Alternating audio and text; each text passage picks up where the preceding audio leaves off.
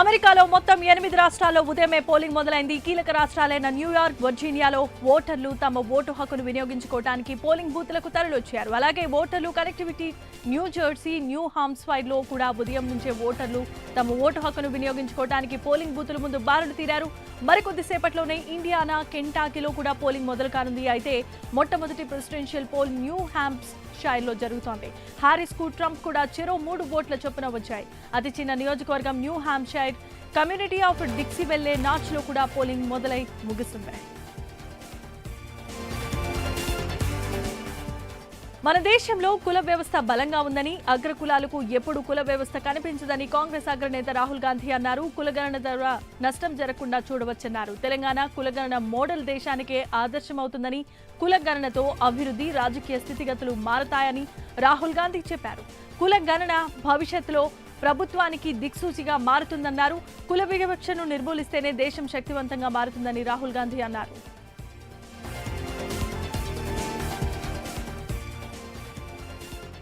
November 25 నుంచి parliament శీతాకాల సమావేశాలు జరగనున్నాయి. పార్లమెంటు సమావేశాలు డిసెంబర్ 20 వరకు కొనసాగుతాయని కేంద్ర పార్లమెంటరీ వ్యవహారాల మంత్రి కిరణ్ రిజిజు ప్రకటించారు. రాజ్యాంగం ఆమోదం పొంది 75 ఏళ్లు పూర్తయిన సందర్భంగా నవంబర్ 26న సంవిధాన్ సదన్లో రాజ్యాంగ దినోత్సవ వేడుకలు నిర్వహిస్తున్నట్లుగా తెలిపారు. One nation one election bill ఆమోదం దిశగా కేంద్రం ముందుకు సాగుతోంది. మహారాష్ట్రలో పొలిటికల్ హీట్ పెరిగింది. 288 స్థానాలకు ఎన్నికలు జరగనున్నాయి. నామినేషన్ల ఉపసంహరణ పర్వం ముగిసింది. రాష్ట్రంలో 36 జిల్లాల్లో ఉన్న అన్ని స్థానాలకు ఒకేసారి ఎన్నికలు జరగనున్నాయి. ఓటర్లకు అందుబాటులో సి విజిల్ యాప్ ఉంది.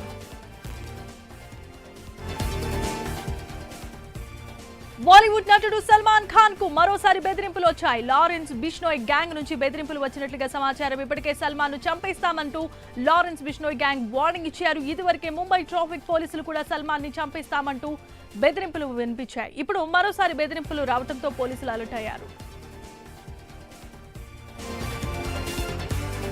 యూపీలో మదర్సాలపై సుప్రీంకోర్టు కీలకమైన తీర్పునిచ్చింది. అలహాబాద్ హైకోర్టు తీర్పును సుప్రీంకోర్టు తప్పుపట్టింది. మదర్సా చట్టం రాజ్యాంగ విరుద్ధమని లక్నో హైకోర్టు గతంలో తీర్పునిచ్చింది. దీనిపై తీర్పిచ్చిన సుప్రీంకోర్టు విద్యా సంస్థలు స్థాపించి నిర్వహించే మైనారిటీల హక్కులను రాష్ట్ర ప్రభుత్వం ఉల్లంఘించిందని సుప్రీంకోర్టు స్పష్టం చేసింది. విద్యా ప్రమాణాలను నియంత్రించవచ్చునని సుప్రీంకోర్టు పేర్కొంది. యూపీ మదర్సా ఎడ్యుకేషన్ బోర్డు యాక్ట్ 2004లో కొన్ని నిబంధనలకు మినహాయింపు ఉందని సుప్రీంకోర్టు తెలిపింది. మదర్సా ఎడ్యుకేషన్ బోర్డు రాజ్యాంగ చట్టబద్ధతను సుప్రీంకోర్టు సమర్థించింది. సీఎం చంద్రబాబు అధ్యక్షతన రేపు ఉదయం 11 గంటలకు ఏపీ కేబినెట్ సమావేశం కానుంది. ల్యాండ్ గ్రాబింగ్ యాక్ట్ 1982 రీపీల్ బిల్ ప్రతిపాదనపై మంత్రి వర్గం చర్చించనుంది. ల్యాండ్ గ్రాబింగ్ చట్టంలో కొన్ని నిబంధనల కారణంగా భూ అక్రమాల కేసులో నమోదుకు ఇబ్బందులు వస్తున్నట్లుగా గుర్తించారు. వైసీపీ హయాంలో లక్షల ఎకరాలు అన్యాక్రాంతమైనట్లు కూటమి ప్రభుత్వం గుర్తించింది. దీని స్థానంలో కొత్త చట్టం తేవాలని ప్రభుత్వం నిర్ణయించింది. కొత్తగా ల్యాండ్ గ్రాబింగ్ ప్రొహిబిషన్ బిల్ 2024ను తీసుకొచ్చేందుకు ప్రతిపాదనలు తేనుంది. దీనిపై మంత్రివర్గంలో చర్చించే ఆమోదించే అవకాశం కూడా కనిపిస్తోంది. పల్నాడు జిల్లా మాచవరం మండలం వేమారం చెన్నాయపాలెంలోని సరస్వతి పవర్ భూములను AP deputy CM Pawan Kalyan పరిశీలించారు. మాజీ సీఎం జగన్మోహన్ రెడ్డి తన సొంత కంపెనీ సరస్వతి పవర్ ఫ్యాక్టరీకి సుమారు 1100 ఎకరాల భూమిని సేకరించి 50 ఏళ్ల పాటు లీజుకు తీసుకుని ఇప్పటికీ పరిహారం ఇవ్వలేదన్నారు. భూములు కోల్పోయిన యువతకు ఉద్యోగాలు రాలేదు. పైగా ప్రశ్నించిన స్థానికులపైనే దాడులు చేశారని మండిపడ్డారు. రైతుల పట్టా భూములతో పాటు సహజ వనరులను సైతం అక్రమంగా స్వాధీనం చేసుకున్నారని, దీనిపై సమగ్రమైన నివేదికను ఇవ్వాలని అధికారులకు ఆదేశించారు జనసేనాని.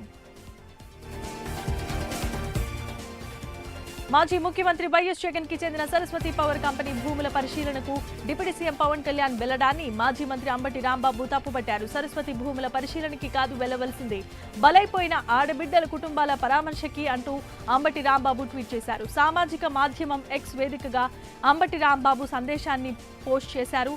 దీనిని డిప్యూటీ సీఎం పవన్ కళ్యాణ్ కి ట్యాగ్ చేశారు.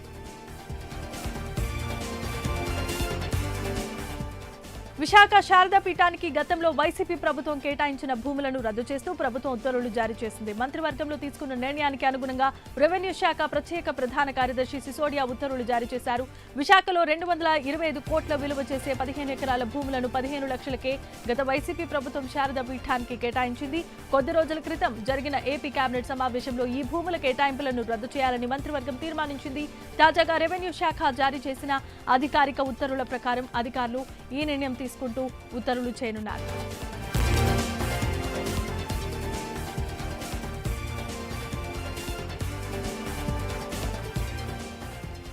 మాజీ సీఎం కేసీఆర్ కృషి వల్ల తెలంగాణలో భూముల ధరలు పెరిగాయని బీఆర్ఎస్ వర్కింగ్ ప్రెసిడెంట్ కేటీఆర్ అన్నారు. తెలంగాణ రియల్టర్ ఫోరం సమావేశంలో పాల్గొన్న కేటీఆర్ సీఎం రేవంత్ రెడ్డి హైడ్రా పేరిట బ్లాక్ మెయిల్ దుకాణం ఓపెన్ చేశారని ఆరోపించారు. తెలంగాణలో రియల్ ఎస్టేట్ మొత్తం పడిపోయిందని మండిపడ్డారు. కాంగ్రెస్ సర్కార్ అనాలోచిత నిర్ణయాలతో రాష్ట్ర ఆదాయం పూర్తిగా పడిపోయిందని కేటీఆర్ అన్నారు.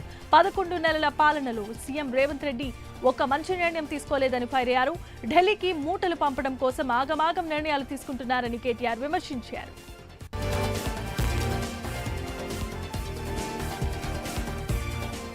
నేటి ఆధునిక యుగంలో సాంకేతికతను వినియోగించి అన్నదాతలు సాగులు ఖర్చు తగ్గించాలని సీఎం చంద్రబాబు అధికారులకు సూచించారు. రైతును నిలబెట్టి సాగును మరింత ప్రోత్సహించేందుకు అవసరమైనన్ని నూతన విధానాలను రాష్ట్రంలో అమలు చేయాలన్నారు. ఏపీ సెక్రటేరియట్లో వ్యవసాయ శాఖపై సీఎం చంద్రబాబు నాయుడు సమీక్షా సమావేశం నిర్వహించారు.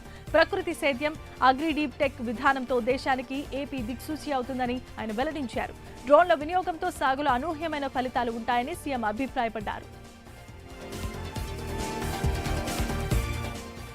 టీటీడీ నూతన చైర్మన్ గా నియమించబడిన తర్వాత బీఆర్ నాయుడు తొలిసారి తిరుమలకు విచ్చేశారు. ఆయనకు టీటీడీ అదనపు ఈవో వెంకయ్య చౌదరి, ఇతర ఉన్నతాధికారులు ఘన స్వాగతం పలికారు. ఈ సందర్భంగా తిరుమలలో ప్రస్తుత వ్యవహారాలు, పరిస్థితులపై వివరాలను అధికారులను అడిగి తెలుసుకున్నారు.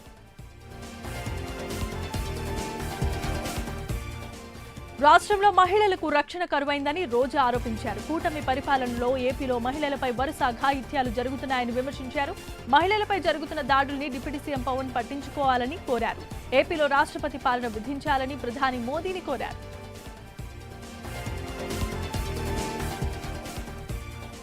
వైసీపీ ప్రభుత్వ పాలనలో కొన్ని తప్పులు జరిగిన మాట వాస్తవమేనని ఏపీ డీజీపీ ద్వారకా తిరుమలరావు అంగీకరించారు. అప్పట్లో జరిగిన తప్పులన్నీ సరిదిద్దడంపై దృష్టి పెట్టామని ద్వారకా తిరుమలరావు చెప్పారు. గత ప్రభుత్వ హయాంలో పోలీసులు కూడా సరిగా విధులు నిర్వహించలేదని ద్వారకా తిరుమలరావు వివరించారు. టీడీపీ కార్యాలయంపై దాడి జరిగినా పోలీసులు బాధ్యతగా వ్యవహరించలేదని ఆయన వెల్లడించారు. భావ ప్రకటన స్వేచ్ఛ వల్ల దాడి జరిగిందని పోలీసులు రాసుకున్నారని, ఆ కేసులో ఒక్కరిని కూడా అరెస్ట్ చేయలేదని ఆయన వివరించారు.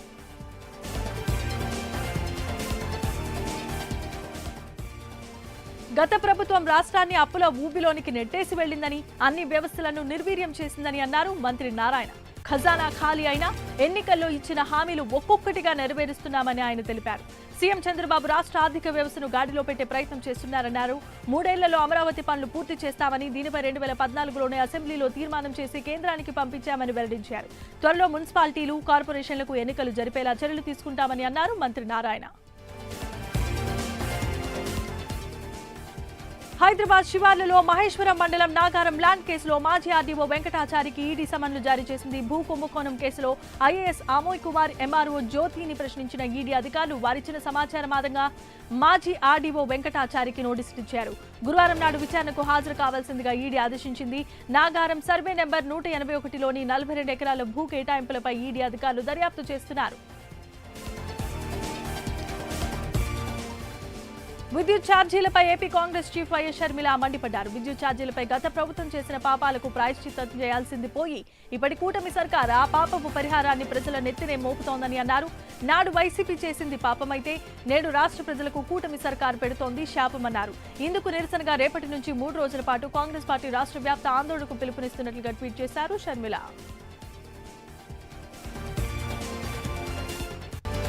కాంగ్రెస్ అగ్రనేత రాహుల్ గాంధీ హైదరాబాద్ రాకపై కేంద్ర హోంశాఖ మంత్రి బండి సంజయ్ ఘాటు వ్యాఖ్యలు చేశారు. ఏ ముఖం పెట్టుకుని రాహుల్ హైదరాబాద్ వస్తున్నారని ఆయన ఫైర్ అయ్యారు. 100 రోజుల్లో 6 గ్యారెంటీలను అమలు చేస్తారని హామీ ఇచ్చి మోసం చేశారని విమర్శించారు. ప్రజలకు ఇచ్చిన హామీలపై సమాధానం చెప్పిన తర్వాతే రాహుల్ గాంధీ తెలంగాణకు రావాలని డిమాండ్ చేశారు. కాంగ్రెస్ పార్టీ కుల రాజకీయాలు మానుకోవాలని ప్రజాశాంతి అధ్యక్షులు కె పాల్ హితవు పలికారు. తెలంగాణలో కుల గణన చేస్తున్నామని గొప్పగా చెప్పుకుంటున్న కాంగ్రెస్ పార్టీ ఇన్నాళ్లు ఒక్క బీసీని కూడా ముఖ్యమంత్రిని ఎందుకు చేయలేదని ప్రశ్నించారు. జనాభాలో కేవలం 5% రెడ్డిలనే 10కి పైగా ముఖ్యమంత్రులను చేశారని అన్నారు. మెజారిటీ ప్రజలకు న్యాయం జరగాలంటే బలహీన వర్గాలకు అధికారం రావాలనే లక్ష్యంతో ప్రజాశాంతి పార్టీ స్థాపించినట్లుగా స్పష్టం చేశారు. సీఎం చంద్రబాబు వార్నింగ్ పై మంత్రి వాషంశెట్టి సుభాష్ స్పందించారు. తన ఆడియోను విపరీతంగా ట్రోల్ చేసిన పలు ఛానల్స్ కు ధన్యవాదాలు. ఫ్రీగా ప్రచారం చేసి ఎమ్మెల్సీ పట్టభద్రుల ఓటింగ్ నమోదు శాతాన్ని పెంచినందుకు కృతజ్ఞతలు. వార్డు మెంబర్ కూడా కాని తనని టీడీపీ పార్టీ ఎమ్మెల్యేగా గెలిపించి మంత్రి పదవిని ఇచ్చిందని ఆయన సంతోషించారు.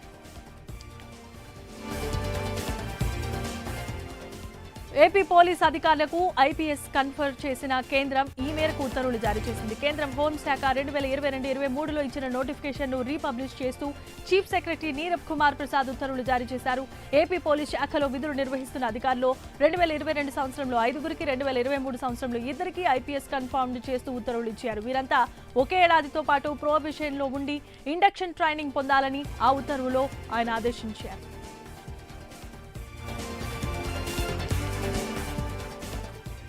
తూర్పుగోదావరి జిల్లా బుర్రిలంకలో వివాహితపై జరిగిన సామూహిక అత్యాచార హత్య ఘటనపై మంత్రి కందుల దుర్గేష్ విచారం వ్యక్తం చేశారు.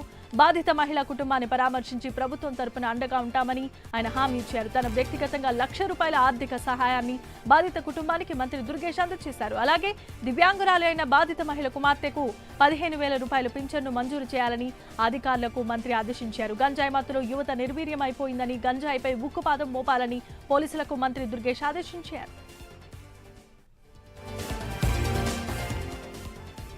ముంబై నటి జత్వానీ కేసులో కుక్కల విద్యాసాగర్ కస్టడీ పిటిషన్పై సిఐడి అడిషనల్ చీఫ్ జ్యుడిషియల్ మెజిస్ట్రేట్లో విచారణ జరిగింది. దీనిపై పోలీసులు వారం రోజులు గడువు కోరటంతో విచారణను నవంబర్ 7వ తేదీకి కోర్టు వాయిదా వేసింది.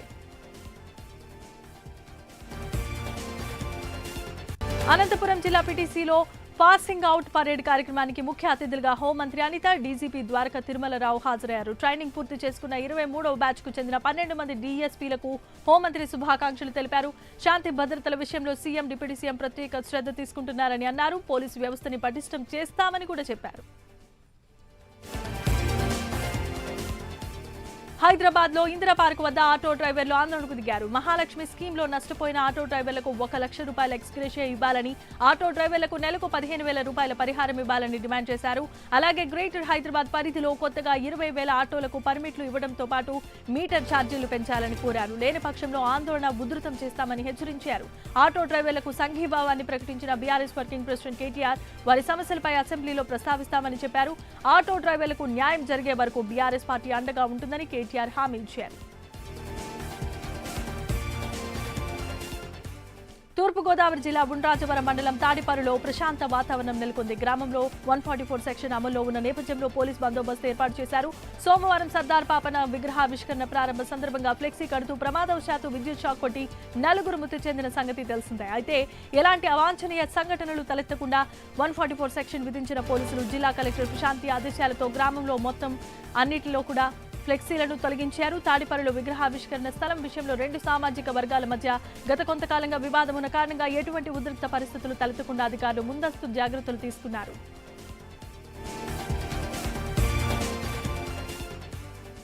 కాంగ్రెస్ ప్రభుత్వంపై మాజీ deputy CM Thatikonda Rajaiah fire అయ్యారు. స్టేషన్ ఘన్పూర్ అభివృద్ధిపై కడియం శ్రీహరి బహిరంగ చర్చకు రావాల్సిందిగా సవాల్ విసిరారు. రేవంత్ రెడ్డి అబద్దాల కంటే రెట్టింపుగా కడియం శ్రీహరి కపట మాటలతో నాటకాలాడుతున్నారని మండిపడ్డారు. 80,000 కోట్ల అప్పులు తెచ్చి ఏం అభివృద్ధి చేశారో చెప్పాలని ప్రశ్నించారు. రైతులకు ఇచ్చిన హామీలను తుంగలో తొక్కారని విమర్శించారు. హైదరాబాద్ నిమ్స్ లో బాకిండి గురుకుల పాఠశాలలో ఫుడ్ పాయిజన్ కారణంగా చికిత్స పొందుతున్న విద్యార్థినీలను మాజీ మంత్రి హరీష్ రావు పరామర్శించారు. విద్యార్థినీలకు మెరుగైన వైద్యం అందించాలని డాక్టర్లకు సూచించారు. అలాగే విద్యార్థినీల తల్లిదండ్రులతో మాట్లాడి వారికి ధైర్యం చెప్పారు. విద్యార్థులకు అండగా ఉంటానని హామీ ఇచ్చారు. హైదరాబాద్ మెట్రో ప్యాసింజర్లకు ఆర్థిక లావాదేవీలు మరింత సులభతరం చేయడంలో భాగంగా ఆ సంస్థ ఆర్సీఎస్ యాప్ను అందుబాటులోకి తీసుకొచ్చింది. ఈ డిజిటల్ వ్యాలెట్ యాప్తో మొబైల్ ద్వారా టికెట్ల కొనుగోలు మరింత సులభతరం కానుందని మెట్రో ఎండీ ఎన్వీఎస్ రెడ్డి తెలిపారు. హైదరాబాద్లో మెట్రో విస్తరణపైన ప్రభుత్వం దృష్టి పెట్టిందని, త్వరలోనే మరింత మంది నగర వాసులు మెట్రో సౌకర్యం అందబోతోందని తెలిపారు. త్వరలోనే నూతన మార్గాల్లో పనులు ప్రారంభిస్తామని మెట్రో ఎండీ ఎన్వీఎస్ రెడ్డి తెలిపారు.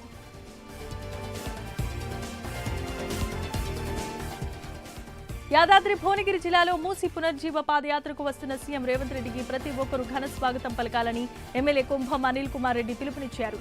సంగెం మూసి ప్రాంతాన్ని ఎంపీ చామల కిరణ్ కుమార్ రెడ్డి, నగరేకల్ ఎమ్మెల్యే వేముల వీరేశంతో కలిసి ఎమ్మెల్యే అనిల్ కుమార్ పరిశీలించారు.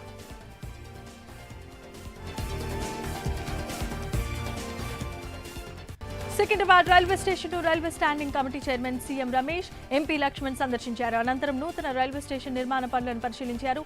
అంతర్జాతీయ విమానాశ్రయ తరహాలో సికింద్రాబాద్ రైల్వే స్టేషన్ ను తయారు చేస్తామని హామీ ఇచ్చారు. ఇక ఈ స్టేషన్ నిర్మాణం పనులు చేపట్టినట్లుగా వారు తెలిపారు. వీలైనంత త్వరలో ప్రయాణికులకు అందుబాటులోనికి రానుందన్నారు. రోడ్ల విస్తరణ కోసం రాష్ట్ర ప్రభుత్వం సహకరించాల్సిందిగా కోరారు.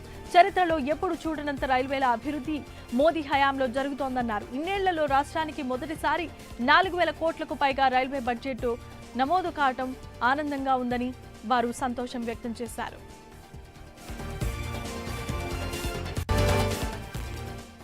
కూటమి పార్టీల నేతల మధ్య ఎలాంటి కుమ్ములాటలు లేవని మంత్రి పొంగూరు నారాయణ స్పష్టం చేశారు. కాకినాడ జిల్లా పార్టీ కార్యాలయంలో ఏర్పాటు చేసిన కూటమి పార్టీల సమన్వయ సమావేశానికి మంత్రి హాజరయ్యారు. ఏమైనా చిన్న సమస్యలు ఉన్నా అందరం కూర్చొని పరిష్కరించుకుంటూ ఉన్నామని ఆయన తెలిపారు. జిల్లాలో ఉన్న రాజకీయ పరిస్థితులు, కూటమి పార్టీ నేతల మధ్య సమన్వయం, జిల్లాలో ఉన్న సమస్యలపై ఆయా పార్టీల నేతలతో మంత్రి చర్చించారు. గ్రాడ్యుయేట్ ఎమ్మెల్సీ ఎన్నికల్లో అభ్యర్థి రాజశేఖర్ గెలుపునకు కృషి చేయాలని పార్టీల నేతలకు దిశానిర్దేశం చేశారు.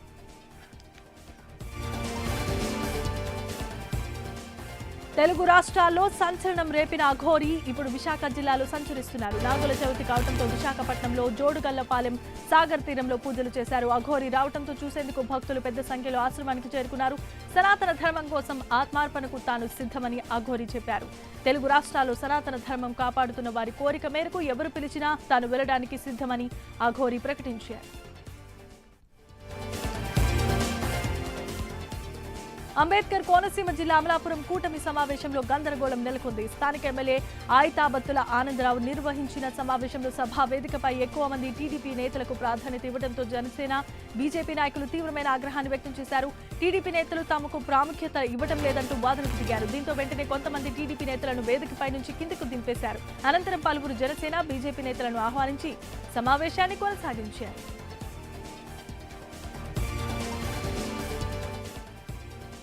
కేంద్ర మంత్రి రామ్మోహన్ నాయుడు భారత పౌర విమానయాన రంగంలో పనిచేస్తున్న మహిళలకు విందును ఏర్పాటు చేశారు. విమానయాన రంగంలో పైలట్లుగా, ఇంజనీర్లుగా, ఎయిర్ ట్రాఫిక్ కంట్రోలర్లుగా కోట్లాది మందికి స్ఫూర్తినిస్తున్న 51 మంది మహిళా సిబ్బందిని అభినందించారు. విమానయాన రంగంలో మహిళల ధైర్య సాహసాలు స్ఫూర్తిదాయకమని ఆయన కొనియాడారు.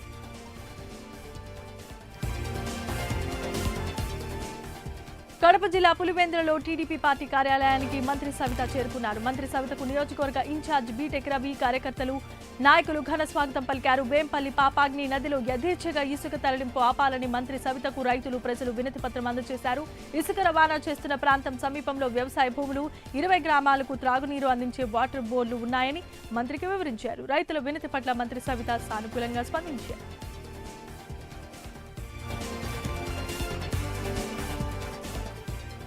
మాధాపూర్లో మరో సాఫ్ట్వేర్ కంపెనీ బోర్డు తిప్పేసింది. కెరియర్ మీడియా ఎడ్యుకేటెడ్ లిమిటెడ్ పేరుతో నిర్వాహకులు అమాయకులను నమ్మించి మోసం చేశారు.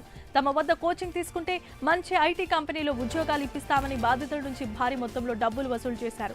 ఒక్కొక్క స్టూడెంట్ వద్ద 1,00,000 నుండి 1,50,000 రూపాయల వరకు వసూలు చేశారు. అయితే ట్రైనింగ్ పూర్తయి 3 నెలలు గడిచిపోయినా ఉద్యోగాలు ఇప్పించలేకపోయారు. దీంతో కంపెనీ నిర్వాహకులను ప్రశ్నిస్తే వారి వద్ద నుండి సరైన సమాధానం రాలేదు. మోసపోయామని తెలుసుకున్న బాధితులు కెరియర్ మీడియా ఎడ్యుకేటెడ్ లిమిటెడ్ పై మాదాపూర్ పోలీస్ స్టేషన్లో ఫిర్యాదు చేసుకున్నారు. కేసు నమోదు చేసుకున్న పోలీసులు దర్యాప్తు చేపట్టారు. కొమరం భీం ఆసిఫాబాద్ జిల్లా సిర్పూర్లో ఎమ్మెల్యే పాల్వాయి హరీష్ బాబు చేపట్టిన నిరవధిక నిరాహార దీక్ష 2వ రోజుకు చేరుకుంది. సిర్పూర్ నియోజకవర్గంలో డిఎఫ్ఓ ఓ మాఫియాలా తయారవుతున్నారని ఎమ్మెల్యే ఆరోపించారు. 6 నెలలుగా వేలాది టేకు చెట్లను నరికి స్మగ్లింగ్ చేశారు. ఈ విషయంలో ఉన్నతాధికారులు ప్రమేయం లేదన్నారు. అయితే ఈ వ్యవహారంపై పీసీసీఎఫ్ సమగ్ర విచారణ జరపాలని డిమాండ్ చేశారు. ఇలాంటి అధికారులను వెంటనే సస్పెండ్ చేయాల్సిందిగా డిమాండ్ చేశారు.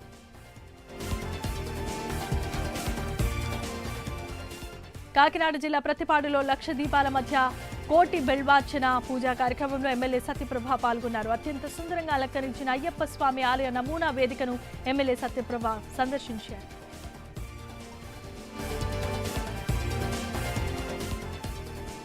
మాజీ మంత్రి సదర అప్పలరాజు కూటమి ప్రభుత్వంపై చేస్తున్న విమర్శలకు Palasa TDP MLA Gouthu Sirisha counter ఇచ్చారు. గత ప్రభుత్వ హయాంలో టీడీపీ కార్యకర్తలు నాయకులపై అధికార అహంకారంతో దాడులు చేశారని గౌతు శిరీష ఆగ్రహాన్ని వ్యక్తం చేశారు. సీఎం చంద్రబాబు మాటకు కట్టుబడి ఉన్నామని, ప్రతిపక్ష పార్టీ నాయకులు కార్యకర్తలపై ఎటువంటి దాడులు చేయటం లేదని ఎమ్మెల్యే గౌతు శిరీష అన్నారు.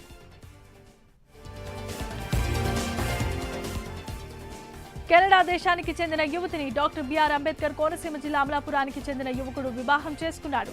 అమలాపురం రూరల్ మండలం ఈదరపల్లి శివారు వైకుంఠపురానికి చెందిన మనోజ్ కుమార్ కెనడా దేశంలో ఉద్యోగం చేస్తున్నాడు. ఆ దేశానికి చెందిన సహోద్యోగిని ట్రేసీ రొచేడానుతో అతడికి పరిచయం ఏర్పడింది. ఈ పరిచయం కాస్త ప్రేమగా మారింది. దీంతో కెనడా దేశంలో వధువు రొచేడాన్తో సంప్రదాయం ప్రకారం ఇటీవలే వారికి వివాహమైంది. అమలాపురానికి వచ్చిన ఆ జంట ఇక్కడ సంప్రదాయం ప్రకారం త్వరలోనే ఒకటి కాబోతున్నారు. దీనికి అన్ని రకాలైనటువంటి సన్నాహాలు మొదలుపెట్టారు. బంధుమిత్రులతో ఆ ఇంట పెళ్లి సందడి నెలకొంది.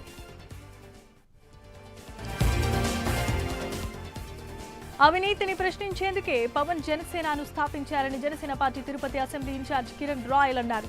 తమ కూటమి వారైనా తప్పు చేస్తే ప్రశ్నించడం ఖాయమన్నారు. కూటమి నేతలు రాజీనామా చేయాలన్న రోజా మాటలకు స్పందిస్తూ కుర్చీలో కూర్చోవడానికి టీవీలో జబర్దస్త్ కాదని చురుకలు విసిరారు. నిన్న తిరుమల దర్శనానికి వచ్చిన అంబటి రాంబాబు చొక్కాకు వైసీపీ స్టిక్కర్ వేసుకుని వస్తే టీడీపీ విజిలెన్స్ ఏం చేస్తుందని ప్రశ్నించారు.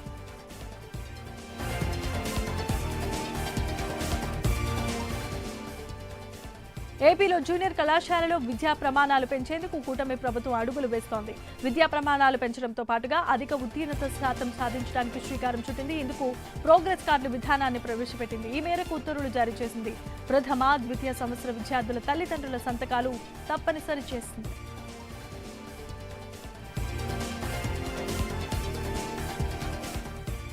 అన్నమయ్య జిల్లా రాయచోటిలో సినీ హీరో కిరణ్ అబ్బవరం సందడి చేశారు.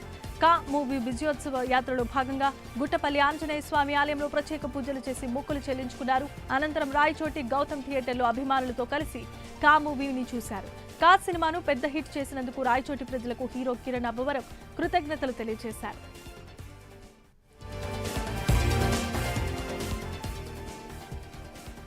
హయత్ నగర్ పిఎస్ పరిధిలో ప్రభుత్వ స్కూల్ ముందు ఉద్రిక్తత నెలకొంది. ప్రభుత్వ పాఠశాల వద్ద అజయ్ అనే 6 ఏళ్ల బాలుడు గేటు కింద పడి మరణించాడు. దీంతో బాలుడి కుటుంబ సభ్యులు ఆందోళనకు దిగారు. గేటుకు వెల్డింగ్ ఊడిపోయినా పట్టించుకోవటం లేదని, తమ బాబు చనిపోయాడని కుటుంబ సభ్యులు ఆరోపిస్తున్నారు. స్కూల్ హెచ్ఎంపై చర్యలు తీసుకోవాల్సిందిగా వారంతా డిమాండ్ చేశారు. ఈ ధర్నాకు హయత్ నగర్ బీజేపీ కార్పొరేటర్ నవజీవన్ రెడ్డి మద్దతు ప్రకటించారు.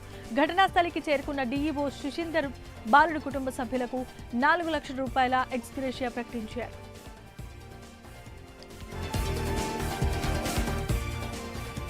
అనకాపల్లి జిల్లా చీడికాడ మండలం పెద్దగోగాడలో టీడీపీ సీనియర్ నేత మాజీ మంత్రి రెడ్డి సత్యనారాయణ తుదిశ్వాస విడిచారు. వృద్ధాప్య సమస్యల కారణంగా రెడ్డి సత్యనారాయణ చనిపోయారని కుటుంబ సభ్యులు తెలిపారు. మాడుగుల నియోజకవర్గం నుంచి తెదేపా తరపున వరుసగా 1983, 1985, 1989, 1994, 1999 ఎన్నికల్లో రెడ్డి సత్యనారాయణ గెలిచారు. ఎన్టీఆర్ హయాంలో మంత్రిగాను పనిచేశారు. పశు సంవర్ధక శాఖ బాధ్యతలు నిర్వర్తించారు. రేపు రెడ్డి సత్యనారాయణ అంత్యక్రియలు నిర్వహించబోతున్నట్లుగా కుటుంబ సభ్యులు ప్రకటించారు. Municipal administration, urban development special chief principal secretary Anil Singhal ను కేంద్ర సర్వీసులకు బదిలీ చేస్తూ ప్రభుత్వం ఉత్తర్వులు జారీ చేసింది. అనిల్ సింఘాల్ స్థానంలో సీనియర్ ఐఏఎస్ అధికారి అనంతరామ్ను ప్రభుత్వం నియమించింది. దీనికి సంబంధించి municipal urban development special chief సెక్రటరీగా అనంతరామ్ను అదనపు బాధ్యతలు నిర్వర్తించబోతున్నారు.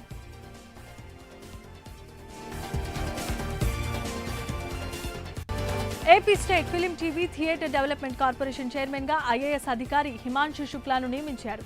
ఐఎండీఆర్పీ కమిషనర్ గా ఉన్న హిమాంశు శుక్లా పూర్తి స్థాయి అదనపు బాధ్యతలు నిర్వర్తించనున్నారు. ఈ మేరకు పిఎస్ నీరబ్ కుమార్ ప్రసాద్ ఉత్తర్వులు జారీ చేశారు.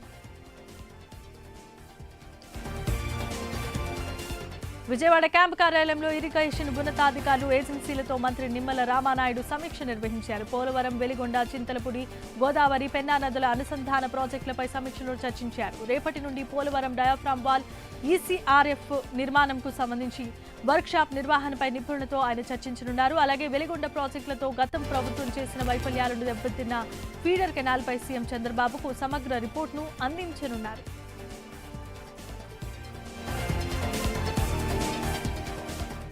Kuppam municipal chairman doctor Sudheer టీడీపీలో చేరారు. ఉండవల్లిలో సీఎం నివాసంలో ముఖ్యమంత్రి చంద్రబాబు నాయుడిని కలిసిన సుధీర్ టీడీపీలో చేరారు. టీడీపీ కండువాను కప్పి సుధీర్ను చంద్రబాబు పార్టీలోనికి ఆహ్వానించారు.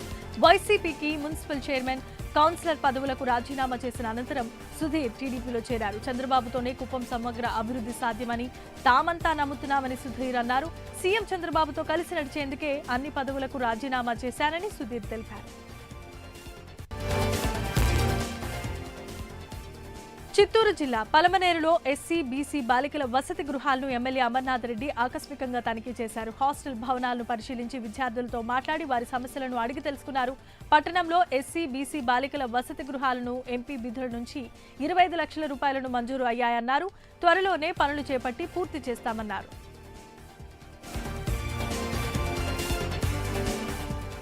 నెల్లూరు జిల్లా సంగం ఆనకట్ట వద్ద ఉద్రిక్తత నెలకొంది. టీడీపీ, వైసీపీ నాయకుల మధ్య వాగ్వాదం చోటు చేసుకుంది. టెండర్లు లేకుండా కనుపూరు కాలువ పనులు ప్రారంభించారని వైసీపీ నేతలు ఆరోపిస్తున్నారు. 11వ తేదీ వరకు టెండర్లకు సమయం ఉన్నా ముందుగానే పనులను ప్రారంభించి దోచుకుంటున్నారని వైసీపీ నేతలు అంటున్నారు. ఈ నేపథ్యంలో కనుపూరు కాలువ పరిశీలన కోసం మాజీ మంత్రి కాకాని గోవర్ధన్ రెడ్డి సిద్ధమయ్యారు. సంగం ఆనకట్ట వద్ద వైసీపీ నాయకులు ఏర్పాటు చేసిన టెంటు, ఫ్లెక్సీలను టీడీపీ నాయకులు తొలగించారు. దీంతో పోలీసులు భారీ సంఖ్యలో మోహరించారు. కాకానిని ఇల్లు దాటకుండా హౌస్ అరెస్ట్ చేశారు. దీంతో పోలీసులకు మాజీ మంత్రి కాకానికి మధ్య తీవ్ర వాగ్వాదం చోటు చేసుకుంది. చేనేత రంగం అభివృద్ధికి కూటమి ప్రభుత్వం అధిక ప్రాధాన్యత ఇస్తుందని ఆమతాల వలస నియోజకవర్గ ఎమ్మెల్యే కూన రవికుమార్ అన్నారు. నేషనల్ హ్యాండ్లూమ్ డెవలప్మెంట్ ప్రోగ్రాంలో భాగంగా శ్రీకాకుళం జిల్లా పొందూరు మండల కేంద్రంలో పొందూరు 1-2 తోలాపి క్లస్టర్ల చేత కార్మికులకు చేనేత పరికరాల పంపిణీ కార్యక్రమాన్ని నిర్వహించారు. ఈ కార్యక్రమానికి ఎమ్మెల్యే కూన రవికుమార్ హాజరై పరికరాలను అందజేశారు. అంతరించిపోతున్న చేనేత రంగంలో యువత ఆసక్తి కనపరచాలని, నైపుణ్యాన్ని పెంచుకోవాలని ఆయన సూచించారు.